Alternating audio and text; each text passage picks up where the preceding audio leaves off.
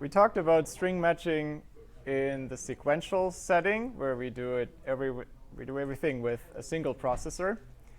Now I'd like to also look at it from the parallel perspective, like we did for sorting, where we found fairly efficient methods to sort a list of objects, making use of many parallel processing elements. Now we'll try to do the same thing for string matching. And we'll find that there's a simple solution that gets us a certain way. But then to go beyond that, one would need quite a few tricks. And I'll give you a glimpse of how that works. But we'll leave a few black boxes where it would lead us too far astray from the rest of our interests for this module. OK, so back to string matching. We've seen many string matching methods. But if you think back to them, KMP, Boyer-Moore, Rabin-Karp, the DFAs, all of them seem to make use of the just computed part to do the next step. So essentially, they were going through the text one character at the time, or roughly like that. And the next action, what to do, or the how much to shift the pattern forward, it always depended on what you just computed. And that's poison for parallelizing things if you have data dependencies between every single step. So we have to do the whole process in a different way. And we'll need some new ideas for that. As I said, we'll get a certain way with simple tricks. And then to get an algorithm that scales well for even more processors, you'll need many more tricks. For this unit, I'd like to switch to the setting where string matching means we want to find all occurrences in the text.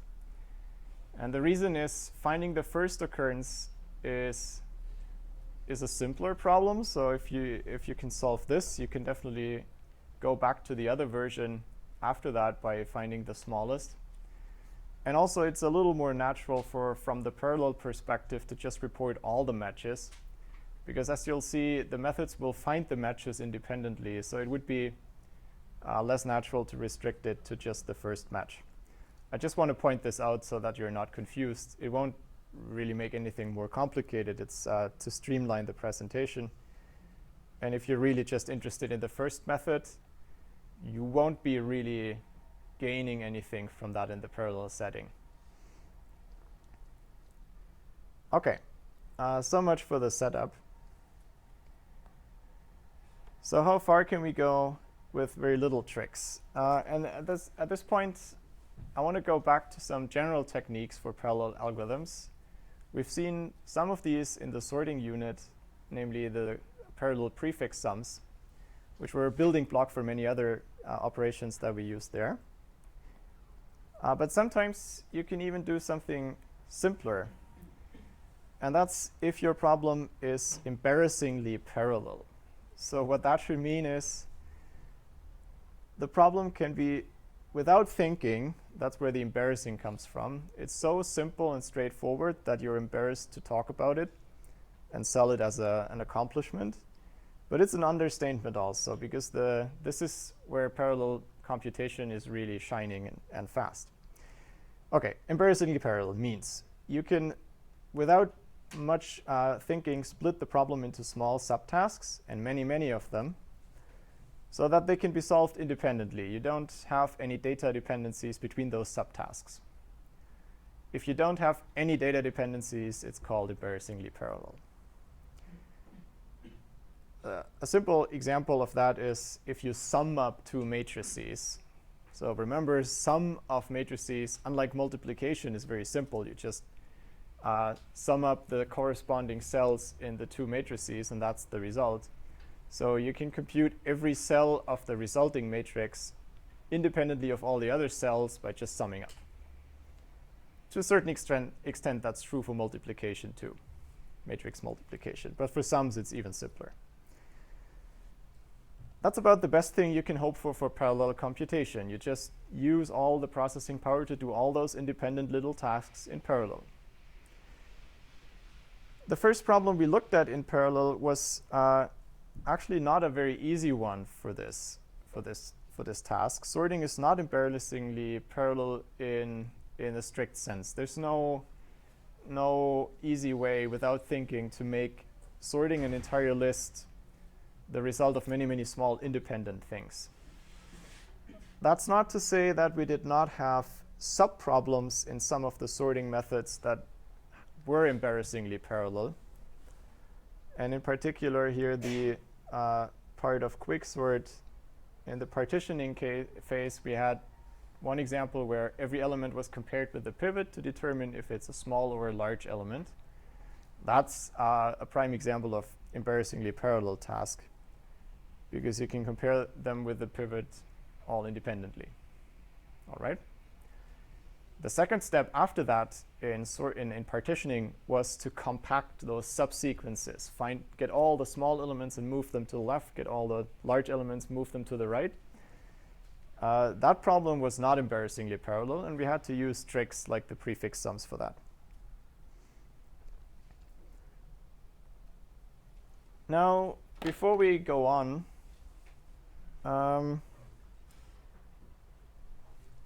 let's see what you think about string matching.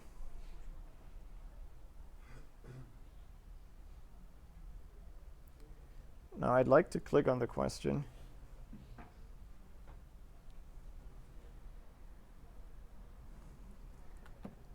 I'll try it here again.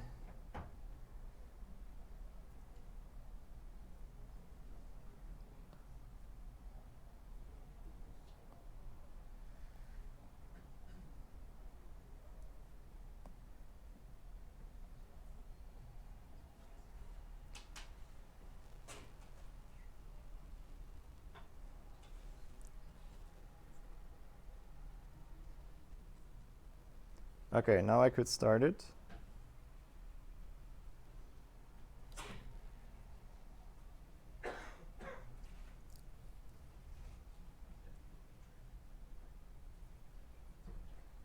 OK, and I started it 500 times. Just couldn't see it. That's annoying. Maybe in case you already clicked, try to make sure you click again. Sorry for that. It didn't show me on the phone that it did anything. So let's all try to go to the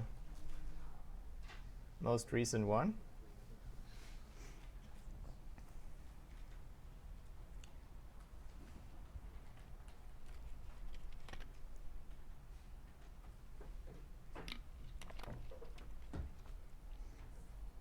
So make sure you're refreshed. OK, it's a bit late maybe. Let's see how many we caught. OK, 31, that's in line with the other questions roughly. OK. Nice. So we don't have to talk about that in very much detail. It's true that it's embarrassingly parallel if the text is very long and the pattern is very short.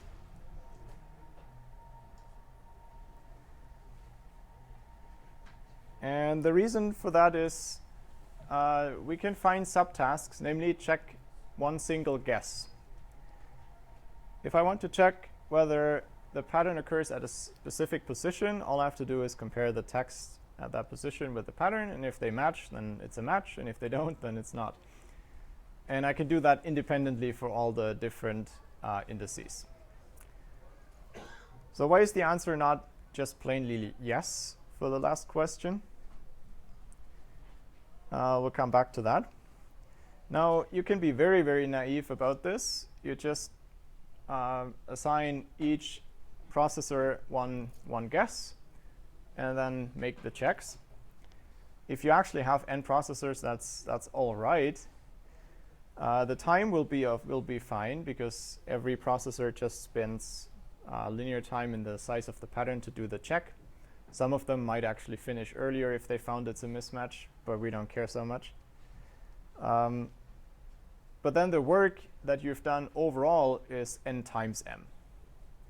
So remember, we care about work because our computers don't usually have a linear number of processors. We will have to use this parallel algorithm and use this round-robin simulation that we discussed in Unit 3 to actually schedule those many little tasks on a smaller number of processors. So we do care about work as we do about time, because both will contribute to the running time on a more realistic machine.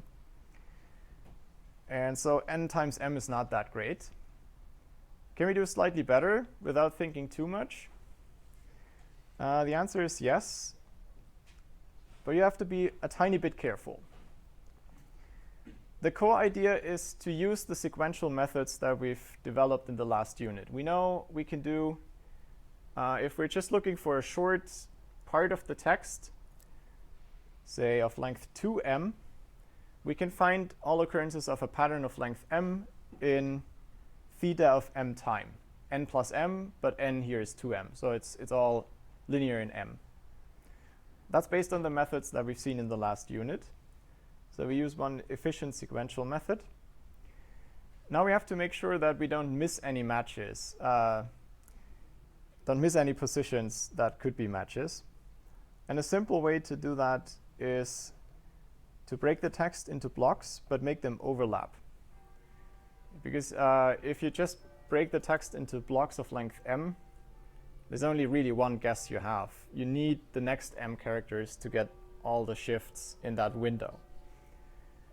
And that means you have to make the blocks overlap. But apart from that, it's straightforward. You break your text into these blocks. For each of these little blocks, you assign one processor to do the checking, find me all matches in that range. And I'll do that with an efficient sequential method so that that runs in linear time. That gives you the same parallel time as before, but now the work is m for each of the blocks, but we only have n divided by m blocks. Well, times 2, but I'm lying away the constant factors in the theta notation. All right, so we're back to linear work, and that's the best we can do. Okay. Now, coming back to this question, I originally thought I'll pose it again because you were all wrong on the first attempt, but you were not all wrong on the first attempt, so I guess it's pointless to ask it again. I've already given away the fact that this is the right answer. But the question is why? And this you can see if you look at the time and work. The time you need is theta of m. Well, the way we can parallelize it is the embarrassingly parallel part was checking all the guesses independently. But those subtasks are only small if m is small. So you could argue if m is much smaller than n, then this is embarrassingly parallel. But if m is, well, I don't know, 1/100th of n, you might argue it's no longer really embarrassingly parallel. I should say embarrassingly parallel is not really a formally defined notion. You can't really prove that something is embarrassingly parallel and something is not. It's more a conceptual thing. That's why I use this informal notation. N is much bigger than m, whatever that really means.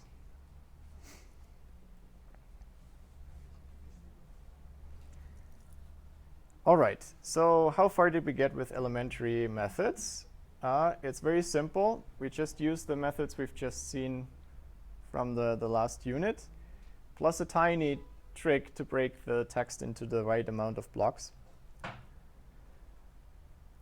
And well, another little observation here is in the theoretical parallel RAM model that we're working on, this doesn't make a difference. But on actual machines, it makes a difference that here our little jobs are local in the text. I could use the same embarrassingly parallel algorithm here on a distributed system where I have to send my portion of the text to the processing element before it can start.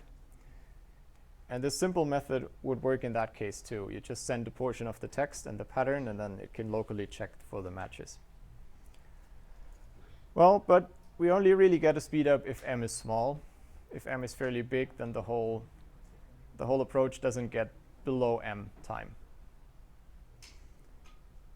So the goal for the rest of this unit will be a faster parallel time.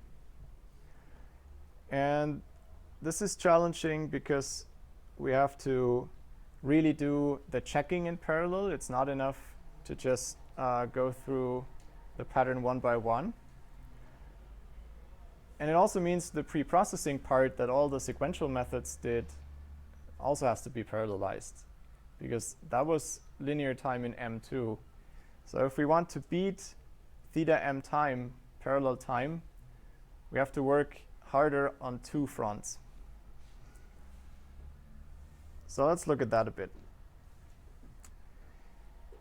To get to that, we'll do a little digression into, well, the more esoteric parts of string algorithms. We'll talk about some properties of words, and we'll use them to speed up string matching, at least to get the matching part in better parallel time. And the first of these slightly esoteric notions is periodicity. So here's the definition. We have a string, as before. That will be our pattern eventually, but it can be just some string. And we have a number p. Now we say that the string has a period p. If this condition is true, I can compare the characters at the position and p shifted, and they're the same. So a pictographically representation is probably more helpful. The p is the shift, how much you move this string to the right. And once you've done that, all the remaining characters that overlap have to be the same. Now I wonder if you remember where we've seen this picture before. That looks a lot like the failure function for the Knuth-Morris-Pratt algorithm. And we'll come back to that. Two more remarks. Number one is the definition above here has some trivial periods that the definition allows formally, but they're not really interesting, so we will usually not list them, or well, they're called trivial periods, so we'll probably restrict our attention to non-trivial periods. P equals 0, and any p bigger than the length of the string are periods, but that doesn't really help us. And the second remark is the same string can have several periods.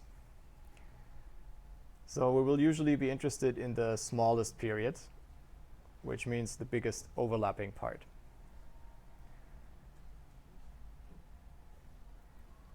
Here's the connection I promised. We can relate the periodicity to the failure function from Knuth-Morris-Pratt. And well, let me show the picture rather than the formal statement, I think. What you should remember from the last unit already is the failure function, the failure link, was precisely if you're looking at a certain part of the pattern, this, well, the failure links were defined for any prefix of the string. Here we only look at the failure link for the entire string, so fail of n. So the failure link is the length of this overlapping part. The longest part you could find where you can shift the pattern, and then all those characters match. And the period, or the smallest period here, is the part how much you shift. So the two are really the same, it's just a different way to express them. So in the formal statement, the shortest period of a string is the longest prefix that's also a suffix. And if you remember from the last unit, exactly that statement was in a little red box about the KMP failure functions, or the failure links. So we already know a way how to find the minimal period in a string. We just didn't call it like that. We used it for a slightly different purpose in the failure link automata. But it's the same concept. Calling it period does have an intuitive meaning, though. Okay, first of all, another property of these periods. It's not only that a string can have several periods. If it has two periods, and they're not too big, then it will also have the period that's the greatest common divisor of those two numbers. That might not look very intuitive or helpful. The reason why it's helpful is that P and Q can be big, but the greatest common divisor is a smaller number in most cases. So this will give you a way to find smaller periods if you somehow guess two periods. And you'll prove this statement in the tutorials mostly as an exercise to start thinking in terms of these periods and get a bit more acquainted with that type of thinking on strings. It's not that this lemma has such a great role in the class, but it's an exercise. Well, maybe if you're learning the piano, you would call it etude. So it's something. It's not a piece that's by itself very beautiful, but it helps you learn how to play the piano. So this is an etude in learning how to prove statements of this kind. So here comes why periodicity and period is maybe after all an intuitive term or intuitive name for this notion. If we know the smallest period of a string, there's two different things that can happen, and that tell us something about this string. And the interesting part is if the smallest period is smaller than half of the string, that means in our picture we shift by something that's not half of the string, it's less. So that means there's a lot of overlap. All right, that's fine. But it also means we can do the same thing again and shift this another time, and there's still some overlap left. So there's an overlap, and all these parts have to be the same. So what that means is that this string is essentially a much shorter string repeated. So S consists of a shorter string f, namely the first p characters, and you just write f down and repeat it again until you've filled n characters, and then you stop, and that's S. So if you know your period of a string is small, you know that your string has a very specific form. It can be written as this. So a formal way to say this is what's given down here. You have k full repetitions of f, and then some prefix of this string f. Well, whatever it is. All right? It just happens to turn out that this case distinction will help algorithms for string matching. And you'll see soon why. Intuitively, the periodic case is easier because the pattern can be compressed to this periodic part, and then you can play tricks on that. But we won't get into details on this case. What happens in the other case if p is strictly bigger than the half of the length?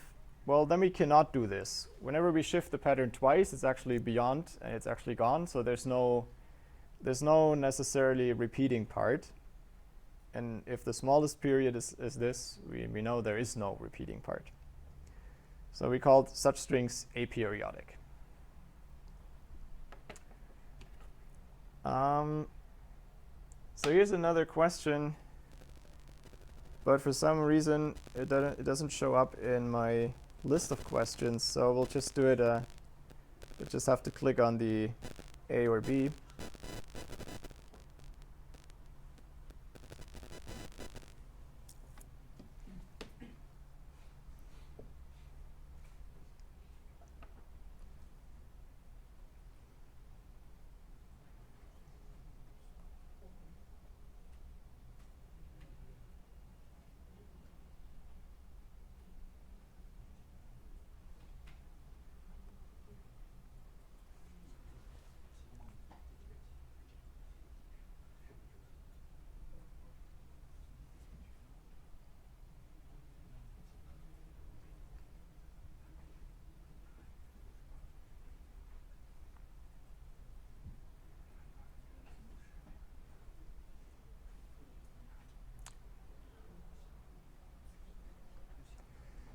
All right, let's see.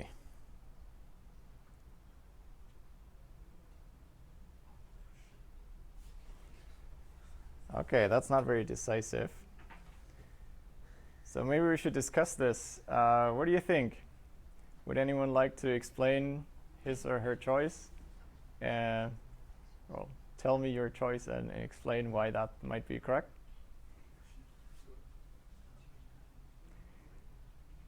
Well, if not, I can give away the right answer. It was a trick question in the sense that, of course, in a vague sense, the string looks repetitive. It's all A's, right? But then there's a B at the end. Okay, so you can clearly describe this string in a short, concise way, and it has a repetitive nature in some sense. But it's not in the precise sense for periodicity.